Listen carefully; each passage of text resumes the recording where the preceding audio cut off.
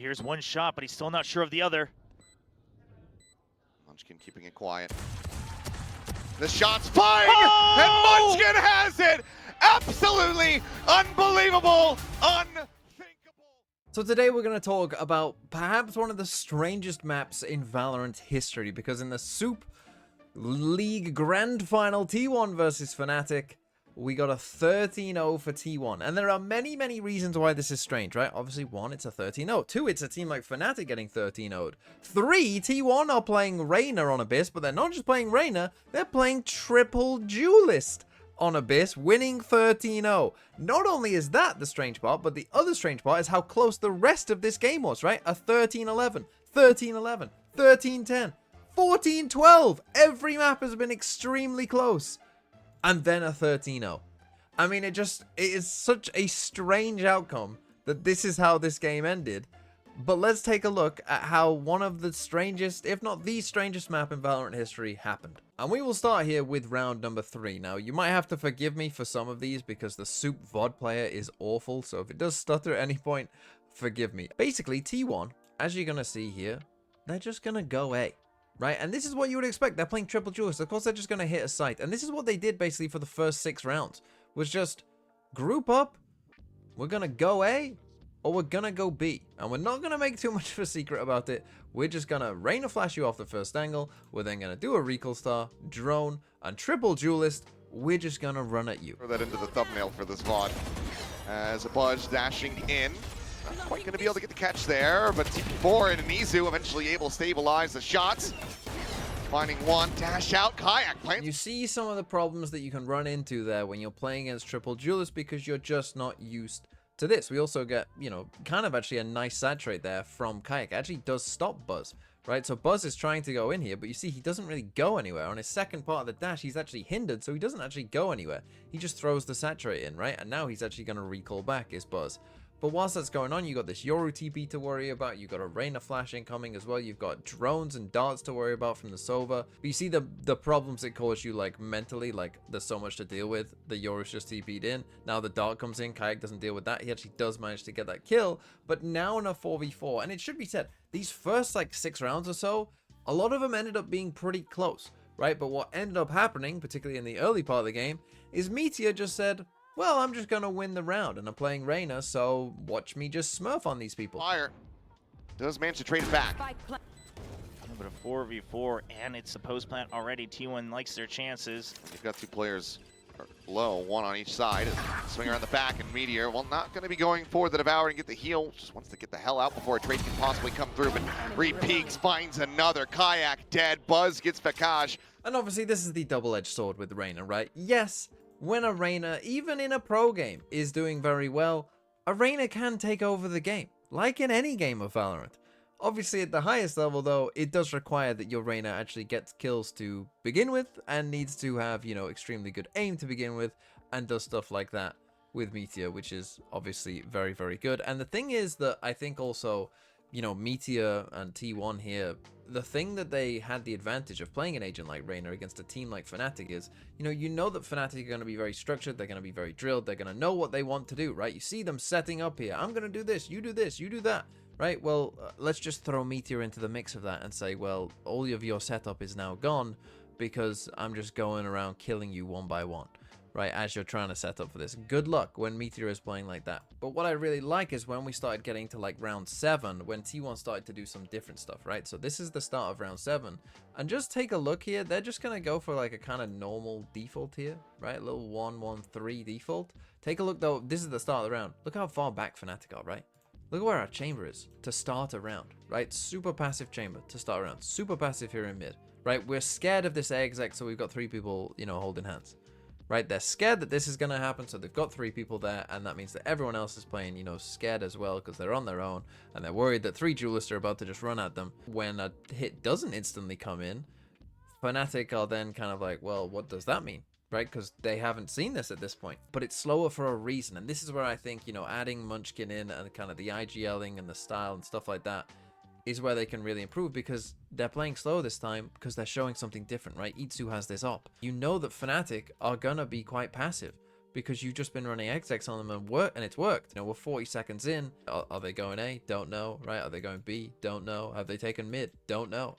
Right, they literally could be doing anything here if you're Fnatic. You know, Crashies hasn't even really seen that much, and he's been pushed back all the way to here. To get Itsu on a line here, Fnatic are now going to go look for information, and okay, he misses the shot, but you see how they've been set up to potentially get a free first kill.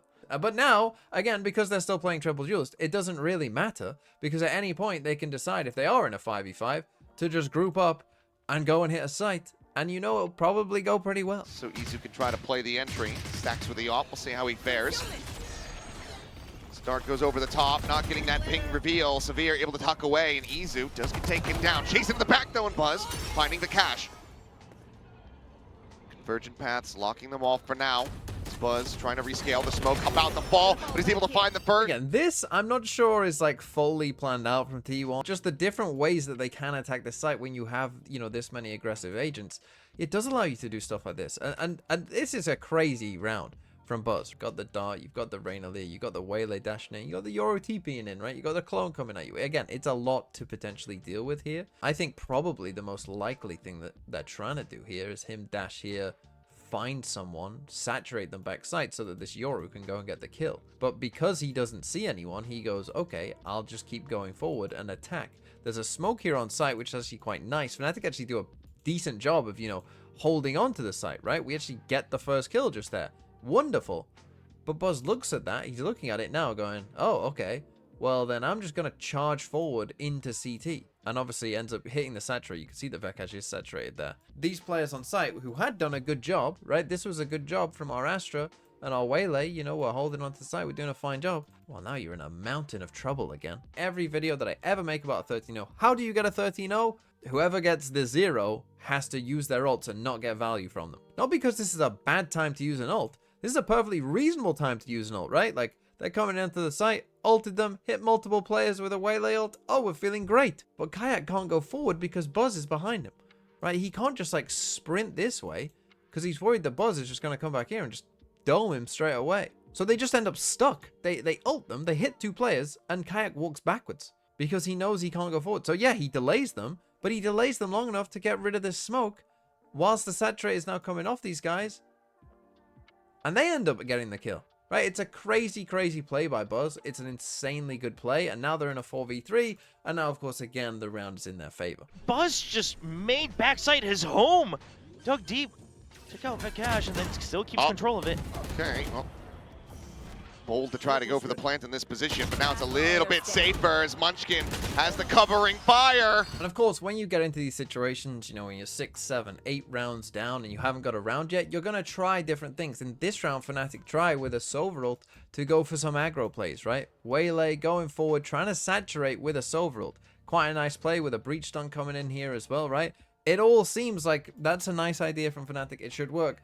But nothing was going their way, and T1 had an answer. Several rounds have been huge from him as Kayak Sniped as he hits the floor. Crashy's trying to go for the set play.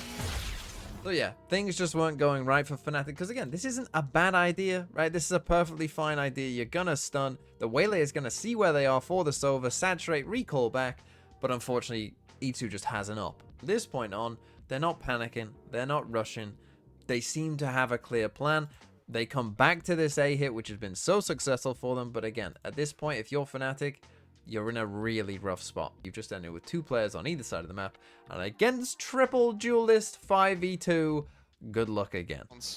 Everything committed aside from the Rolling Thunder, which Vekash only just got via his death. Lear up over the top. Meteor going to be pulled into the grab. Well, Scratchy's able to find the kill there. So drop down. Izu already claiming 1. Turn to the flash, but Buzz not able to occupy that backside position this time around, but Izu still. He knows that he has to be on the flank. Seems like they want this kill or this confirmation before they go for the plant. So this isn't actually that good of an exec this time from T1. Meteor actually goes, you know, kind of way too early before the Waylay ult and everything. You know, as you see here, he gets drawn into the Astra suck, you know, ends up dying. Then we go for Waylay ult. But again, it doesn't matter, right? It's just too much. There's too much overwhelm here, right? The flash from the Yoru into the Waylay diving in, free kill there. And then even as Buzz, you know, kind of goes maybe a bit too far and dies there, again, it doesn't matter because we're just going forward, right? We're in that Paper X mode of everyone is just pressing W and it doesn't matter. But again, once you start getting to 8, 9, 10-0, you know the defenders are going to start trying random things. But look at how ready T1 are for this mid aggro. Big push up, Kayak. Taking the first contact, but Buzz taking his head off. Do you even try to push this with these additional layers? Crashy's about to send a dart. You know exactly where he's at, so Meteor's able to collect it. Goes for the dismiss, gets the peek, relays it, and Buzz. So yeah, just an absolute dismantling here in round number 11. As again, we kind of fake as if we're going for this A main control. A has been such a problem for you. This time you put Chamber on A, right? But we still send the REYNA Lear out towards A. But again, we've just got Itsu there sitting with his AWP. We're actually coming back into mid anyway here, but Buzz is ready for it. Is this, but again, this is what I feel like this is honestly just a bit of tilt from Fnatic, where they're playing against Triple Duelist, they're getting absolutely destroyed. A REYNA is running over them, they don't know what to do, and so this is a bit of a ranked, I'm just gonna walk out here. Pretend like, oh, they must be just execing A again. You know, let's just walk around this corner. And yeah, Buzz gets a kind of free kill. But then from there, the way that they know, like, okay, well, there's going to be more players behind this. There has to be. The way that they then dismantle this, right, in terms of coming together as a team, Meteor finds that kill, Dismiss sees the breach, Buzz then gets the kill, recalls back. Like, it's just filthy. And then to finish it off, obviously, you got the defensive pistol round. And just take a look at the relentless aggression here from T1 as well, right? Just never stopping with the aggression, even when it didn't actually work the first time. Players on a push, Kayak around the corner, the Lear out. He still does manage to find one despite being blinded, and it is Meteor, so a critical kill at that, but he gets traded. Izu now slotting forward, looking for Crashies, but Crashies holds his own. A chance now. As it's only Stacks back across towards A where the spike is headed. The double push out, Crashies finding the dink, but not getting the elimination. As Stacks gets 2, and now it's all on Alpha. And the spike is at Stacks' feet. And look at this, T1's already pushed through the spawn, so they know, soon enough they'll know that he has to come through the site. There's only one entry point towards the spike. 4 headhunter rounds. Swing, the first shot, it's clean. Left. Stacks taken down, Buzz at 22 health. He hears one shot, but he's still not sure of the other. Munchkin keeping it quiet. The shot's flying, Oh! and Munchkin has it! Absolutely unbelievable, unthinkable. T1 deny the reverse sweep as they pull off a 13-0.